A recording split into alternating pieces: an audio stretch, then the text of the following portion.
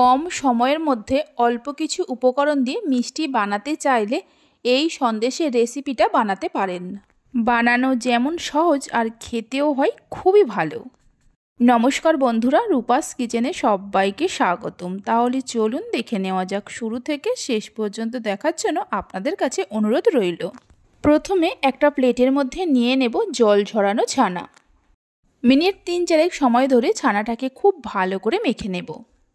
এখানে আমি 1 লিটার দুধের ভিনিগার দিয়ে ছানা কাটিয়ে 2-3 বার জল দিয়ে ভালো করে ধুয়ে নিয়ে ছানা থেকে জল ঝরিয়ে নিয়েছি।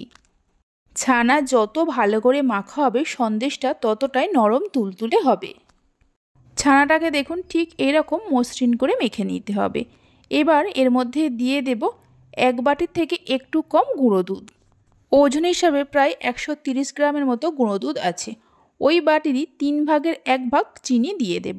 মিষ্টিটা আপনারা যেমন খাবেন সেই মতো চিনি দেবেন। সব কিছুকে খুব ভালো করে মেখে নেব। এখানে আমি ছানা দিয়ে সন্দেশটা বানাচ্ছি, আপনারা চাইলে পনিরকে গ্রেট করে নিয়েও সন্দেশটা বানাতে পারেন। সব কিছুকে খুব ভালো করে মেখে নেওয়ার পর গ্যাসের ওপরে একটা প্যান বসিয়ে দিয়ে ছানার মিশ্রণটা প্যানের মধ্যে দিয়ে দেব। লো ফ্লেমে প্রথমে মিনিট 2-3 একটু রান্না করে নেব, তাহলেই দেখবেন চিনিগুলো ভালোভাবে গলে যাবে।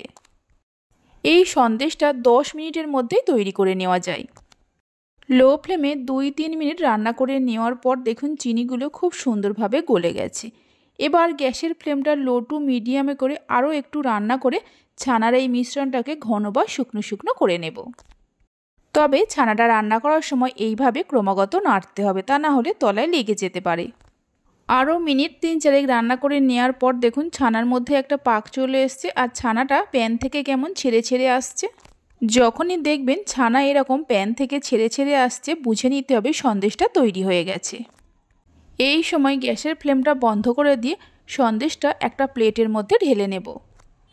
প্লেটের মধ্যে ঢেলে নেওয়ার পর একটু সমান করে নিতে হবে।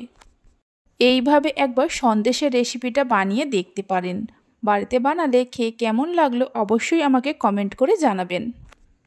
এইভাবে করে একটু সমান করে নেওয়ার পর কিছুক্ষণ রেখে ঠান্ডা করে নেব। আপনারা চাইলে ফ্রিজে রেখেও ঠান্ডা করে নিতে পারেন।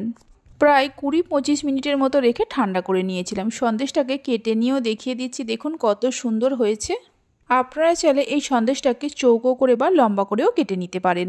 রেসিপি ভালো লেগে থাকলে অবশ্যই একটা লাইক করবেন, বন্ধুদের সঙ্গে শেয়ার করবেন। ভালো লাগলে চ্যানেলটি সাবস্ক্রাইব করে পাশে থাকা বেল আইকনটি প্রেস করবেন নতুন রেসিপির আপডেট পাওয়ার জন্য।